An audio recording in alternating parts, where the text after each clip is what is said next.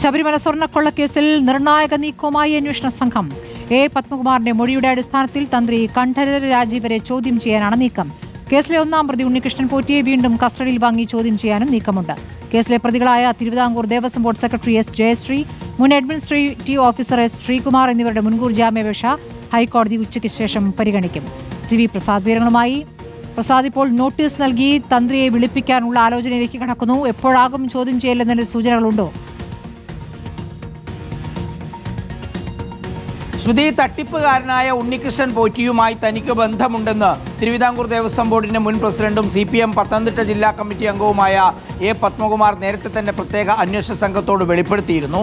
തന്റെ വീട്ടിലടക്കം ഉണ്ണികൃഷ്ണൻ പോറ്റി വന്നിരുന്നുവെന്നും വെളിപ്പെടുത്തി. അതിന് പിന്നാലെയാണ് അന്വേഷണ സംഘത്തോട് നിർണായകമായ ചില കാര്യങ്ങൾ കൂടി പറഞ്ഞു വെക്കുന്നത് പത്മകുമാർ. അതായത്, താൻ ഉണ്ണികൃഷ്ണൻ പോറ്റിയുമായി അടുപ്പമാകാനുള്ള കാരണം ഉണ്ണികൃഷ്ണൻ പോറ്റിക്ക് തന്ത്രി കണ്ഠരര് രാജീവരുമായുള്ള അടുപ്പത്തെ തുടർന്നാണ്.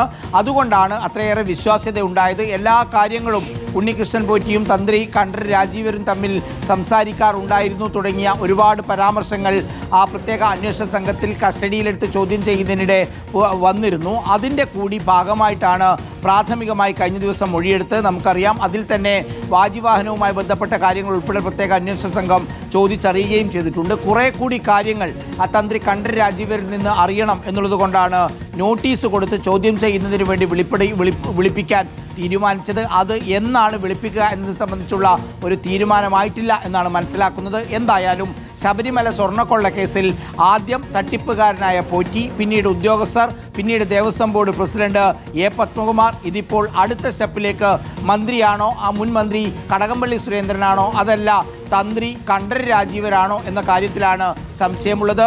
കടകംപള്ളി സുരേന്ദ്രനെതിരായ മൊഴിയും നിലവിൽ പത്മകുമാർ പ്രത്യേക അന്വേഷണ സംഘം മുമ്പാകെ കൊടുത്തിട്ടുമുണ്ട്. ശ്രുതി, ശരി, ടി പ്രസാദാണ് വിവരങ്ങൾ നൽകിയത്.